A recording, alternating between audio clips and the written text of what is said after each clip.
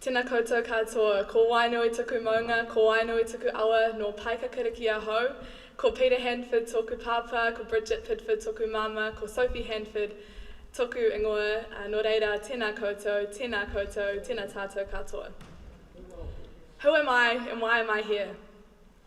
I'm Sophie. I'm New Zealand's youngest elected member, New Zealand's youngest councillor, and I am standing here in front of you as a councillor, but also as an environmental activist and someone who's fighting really hard for climate justice in Kapiti, but also across Aotearoa, New Zealand. Now, I'd like to first begin by mentioning that today is International Women's Day, so I'm very proud to be standing up here as well on this special day to celebrate all of the fantastic wahine in the room, and I've seen some fantastic wahine been involved with the movements that I've been involved with too, so I'd just like to mihi out to them before I begin. So some people may say that in Aotearoa or in Kapiti, we're too small to make a difference, or that as an individual, we're too small to make a difference. But something that Greta Thunberg has said that's really stuck with me is that if a few children can make headlines around the world for simply not going to school in protest of inaction on climate change, imagine what we could really do together if we wanted to. And imagine what we could really do with all of the skills that we have in this room today and across our district, and all of the experiences that we've had that have led us to this point. I'd just like you to imagine what that could look like. Because it's been done before. And the way that we have to live in harmony with the environment and to coexist has been done before. And as was said by our mayor, to look back, to look forward. We must look back and recognise the leadership of Indigenous peoples and the way that they live with the land as a way that could actually do us so much for ensuring that we have a livable future and a livable planet to pass on to generations to come. And I think that we cannot simply wait. We cannot wait for technology. We have to be brave. We have to discuss things that might be difficult. And we're going to have some difficult conversations, and that's just the reality of it. And to simply make a good decision, we have to be throwing ideas around, and yeah, maybe we won't all agree with one another. But I think that this forum that's being created today and that will hopefully continue long after this summit is so important for our community to come together.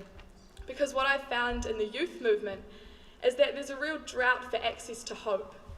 And a lot of young people are feeling paralysed by fear, they're feeling overwhelmed, or there are some people that have access to hope and others who don't. So I think as communities, we can start to be that access to hope for these young people, but not only young people, for everyone. And I think that's something that this can also create as a chance for us to show what working together looks like. Because for a lot of people, maybe they look to our leaders and they think, well, why are they sitting there twiddling their thumbs when we've got this climate crisis and we're in the middle of a climate emergency as we've declared? So we need to start creating that access to hope for our people to show them that actually, yep, we've declared a climate emergency, but that means action, and that's what we're going to do, even if it means having those difficult conversations, which are entirely necessary. I'd also like to say that actually, yes, we are individuals, but together we can have a big impact. But also in our individual capacity, every single decision that we make has an impact. And we can choose whether that impact is positive or negative. So for example, if you chose to catch the bus here, maybe that has a slightly more positive impact than driving a car. Or maybe tonight you might decide to eat a vegetarian meal or a vegan meal. Maybe the impact of that is more positive than otherwise. So I'd like to encourage you to also continue thinking about the impacts of every decision that you're making, whether that's how you're speaking about climate change, how you're engaging with other people around the issue, and encouraging them to feel empowered and like they can do something about the issue as well. And some people, yes, still denying climate change. But my message to those people is that imagine if we do all of this work, and imagine if we mitigate the climate crisis and build more resilient communities and it turns out to be a hoax. Well, then what? We've just created this wonderful planet, and it's even better than the one we've got now.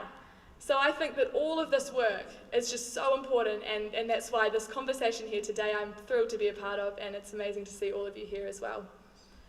I'd also like to say that we need to roll up our sleeves. And that's as simple as that message. We need to roll up our sleeves. But it's actually up to us whether we choose to do that or not. We can, but that's that's an individual choice that we can make, but also as a collective, we can say, you know what, we're just going to get stuck in. And again, that's why we're here today, right, is to get stuck into this conversation.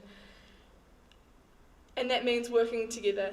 That means standing together, standing alongside one another, despite differing views, and just respecting that, respecting where each other is coming from.